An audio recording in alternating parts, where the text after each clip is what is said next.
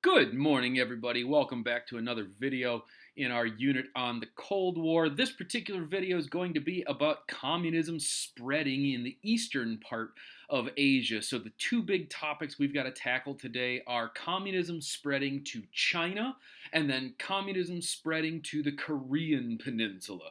So when we start, we're going to start and pick up where we left off with the Chinese Civil War. Of course, if you remember, the Chinese Civil War was between the nationalist Kuomintang under Chiang Kai-shek and the Chinese Communist Party under Mao Zedong.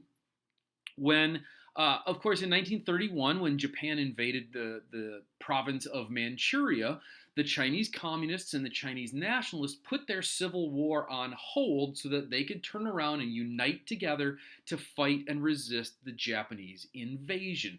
That, of course, continued all the way through the 1930s and the 1940s, becoming a part of World War II until, of course, the Japanese were defeated. And, of course, hopefully you guys remember that right on the right-hand side here, we've got Chiang Kai-shek representing the nationalists of the Kuomintang. And on the left-hand side, we've got Mao Zedong representing the communists, the Chinese Communist Party. Now, after World War II, of course, what we have to realize is World War II hurt the nationalists way more than it hurt the communists.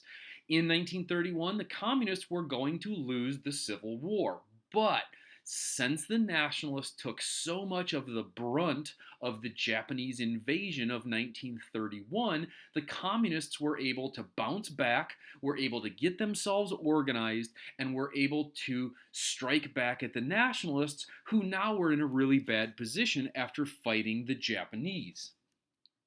In 1945, when the war comes to an end, of course, the Chinese Civil War opens right back up again, and the nationalists and the communists go right back after each other in, again, a continuation of the Civil War that was going on beforehand. However, this time, the Chinese Communist Party under Mao Zedong are in a much better position, and so when the Civil War reopens in China, it only takes until October the 1st, 1949, for Chairman Mao to proclaim the creation of the People's Republic of China, the PRC, or the communist portion of China. When this happens, Chiang Kai-shek and the nationalists were forced to flee to the island of Taiwan. Now, the communist government said that Taiwan was a rebel province of China and that they were actually the government of the entire country. The nationalists in Taiwan said, no, the communists are the rebels and they are occupying mainland China. So that really is the origin of the conflict between Taiwan and China. China maintains that there is only one China and Taiwan is a part of it. Taiwan maintains that it is its own separate country. And of course, right now, this becomes a really big important issue because you have groups like the World Health Organization refusing to deal with Taiwan as its own separate entity and its own separate country. They have maintained the one China policy and refused to basically deal with Taiwan. But this here is exactly the origin of that particular conflict, because the government that used to be the nationalist government of China fled because of the Civil War, ran away to Taiwan, and maintained their independence, whereas the Chinese Communist Party would desperately like to get control of Taiwan itself. Now, once the Chinese Communist Party takes over China itself under Chairman Mao, now what they've got to do is they've got to start to enact policy that's going to turn it into a communist country. The first attempt at converting China over into a real communist country was a program called the Great Leap Forward. The Great Leap Forward was going to take place from 1959 until 1960, and basically it was an attempt to make people work harder in order to increase their agricultural production, their farming, and what little industrial factory production they actually had. The problem with this is the way it was going to work was they forced Chinese peasants onto giant state-owned farms called communes. Workers were able to eat for free. They did not own any of their own property. The state, the government controlled everything, and then, of course, decided how to redistribute that production to other people. At the same time, Chairman Mao decided to start increasing Chinese industry, and so here we see one of the early steel mills in what were called backyard furnaces or backyard factories as part of the Great Leap Forward. The problem here, of course, is that people did not have any incentive to work really hard to produce very much, and so production actually decreased during the Great Leap Forward. At the same time this happened, we can see that the average calorie intake for the normal Chinese worker decreased during the Great Leap Forward. So even though this was supposed to create the perfect, equality of all workers as is the communist mindset, ultimately what it did is it lowered daily calorie intake for the average Chinese workers, and what it produced was what we now refer to as the Great Chinese Famine caused by the Great Leap Forward. In the end, it's ultimately somewhere around 55 million people in communist China starved to death as the result of the Chinese government's Great Leap Forward. In the meantime, Chairman Mao said, well, we need to figure out what actually happened. Why did the Great Leap Forward go so badly? And so for a couple of years, Chairman Mao openly encouraged people to criticize the government and to criticize his program so that he could find out what to do better. However, about 3 years later, Chairman Mao reversed that policy and said, we have found all of the disloyal people in the country, and now we can take measures to deal with them. They, of course, must have been the problem. In 1966, Chairman Mao launched a new program called the Great Proletarian Cultural Revolution. He said the reason the Great Leap Forward failed was because there were still lingering elements of the bourgeoisie in China, and they were trying to make communism fail because they didn't want to be equal with all of their other working comrades. And so he said, what we need to do is we need to root out the secret capitalists among us. To do that, we're going to have to train a group of people called Red Guards, who will carry Chairman Mao's Little Red Book, which are basically a series of methods for determining if someone is a secret capitalist. And a lot of people who were used in this were young people, teenagers. Schools were really, really, really super important. And of course, starting in elementary school, the mandatory education was the Little Red Book. Approximately 500,000 people were just outright murdered by Red Guards during the Great Cultural Revolution. And of course, the estimates are somewhere maybe in the range of 20 million people were specifically killed in total as a result of this Great Proletarian Cultural Revolution. When we add all of the Chinese communist policies together, of course, we're talking about somewhere between 100 to 110 million people dying as a result of the takeover of the Communist Party in China, while also maintaining absolute total control over things like schooling and learning and education and newspapers and the media, so that people, of course, didn't know the extent of this. And even today in China, people do not know the extent of this. I'm sure if the Chinese Communist Party ever found this video, it would also be banned from China by the Great Firewall of China, which does not allow people in China to have unfettered access to information. Now, in the meantime, to connect this to the larger Cold War, in 1960, one of the things that we need to understand is that the Soviet Union and the People's Republic of China had kind of a falling out. They started to disagree about what communism really looked like and what it was supposed to be like. Now, this was really, really super important because when the Chinese communists and the Soviet communists split from each other, President Nixon actually in 1972 took this opportunity to start having a better relationship with China.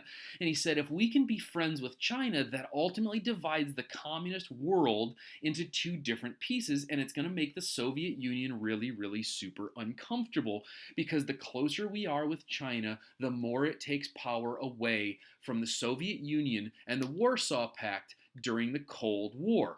The way that he did this, interestingly enough, was called ping pong diplomacy. He said, we'll bring American ping pong players and we'll go to China and we'll open up our discussions and our talks with the Chinese government through this kind of ping pong diplomacy. And so ultimately, that was really the way that China started to get opened up to the West and started to have a closer relationship with the United States. Now, we're going to take that and we're going to now apply it to once China becomes a communist country.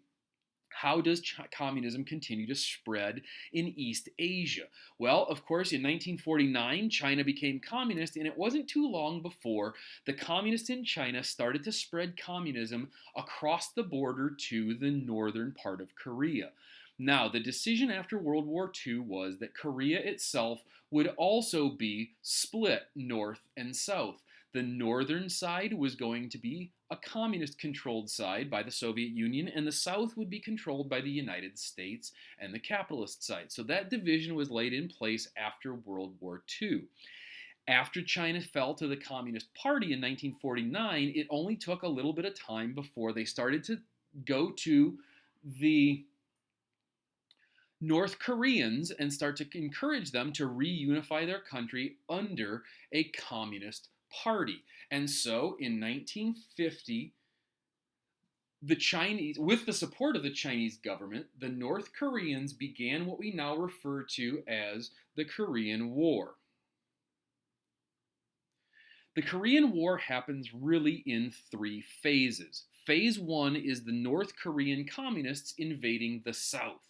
Now, once that happens, the United States started to use what was called containment policy. Containment policy was the idea of if we can stop the spread of communism, it will die on its own. What we have to do, though, is we have to prevent it from conquering more countries. Well, obviously, containment was a failure in China, and they were worried that if Korea falls too, that would be yet another failure. So, in response, the United Nations got involved with the United States and set up a perimeter to stop the North Koreans from conquering all of Korea itself. And that starts phase two. Phase two of Korea was not only do we defend the last city, Busan, down there in the southeast on the lower right-hand side, the United States defends the city of Busan, but then also the 10th Corps lands in a city called Incheon, which you can see the arrow on the left-hand side of this slide pointing to the city of Incheon. General Douglas MacArthur decided to land our forces at Incheon and drive across the Korean peninsula, cutting off the North Korean army, and then he began advancing further and further and further north. Now, the problem with that becomes the further north General MacArthur gets, the closer he is getting to the border between North Korea and China, and if we're there to fight communists, the Chinese are worried that we might continue our conquest into China itself, and they issued a warning to General MacArthur. They said, if we find you north of a particular river, we will consider that to be a direct threat to China. Well, they did find some American units north of that river, and so the Chinese army began to very quickly invade the northern part of Korea and to overwhelm the American forces and the Allied forces in North Korea. Our forces in this next phase had to start backing up. And of course, some of the stories that come out of this are absolutely horrifying, of things like this particular photograph was taken at the Chosin River, which was a frozen river. And of course, the Chinese advanced to the point where even the Americans started to run out of ammunition to use against them. We of course threw everything that we had against them. General MacArthur wanted to use nuclear weapons. President Truman told him he was not allowed to use nuclear weapons and ultimately fired America's last five-star general in General Douglas MacArthur.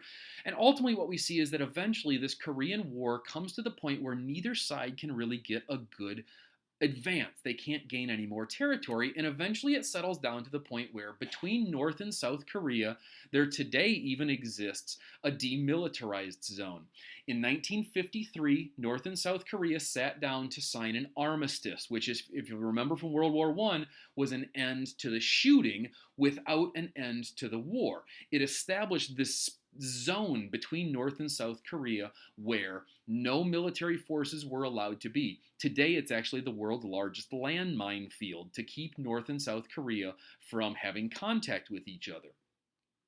The armistice was signed in 1953, but the treaty to actually sign this war was never resolved. We are still technically fighting the Korean conflict all the way up till this day in 2020. Now, if we look at North Korea, what happens in North Korea? Kim Il sung was the first president of North Korea and basically became its communist dictator. He was going to be around from 1948 until 1994 when he died, leaving his son, Kim Jong-il, as the new communist dictator of North Korea. He would be in power from 1994 until April the 11th of 2012 when he died and left his son, Kim Jong-un, as the new president of North Korea. He has been the dictator of North Korea since 2012, and as of the recording of this video in April of 2020, he still is. What are the consequences of all of this communism? Well, if you look at the Korean peninsula from space at night, when all of the city lights are there, you can see in Japan and South Korea and even communist China, North Korea just does not compare. It is an enormously impoverished country under a communist dictatorship. It is still strictly separated between North and South Korea.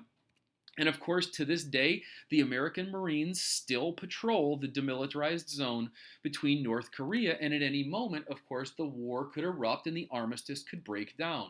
Protesters in North and well, mostly in South Korea, have been trying to advocate for the unification of their country ever since the 1950s. But again, this is still kind of one of our last holdovers of the Cold War, is the situation in Korea. So that's it for this particular video, which looks at the different battlefields of the Cold War, of the spread of communism in East Asia. In the next video, we're going to look at how communism spreads to Southeast Asia and how Southeast Asia becomes a battlefield in the Cold War when it comes to the French Indochina, the Vietnam War, and then, of course, Cambodia and the killing fields. So I hope everybody is staying healthy. I hope everybody is staying safe.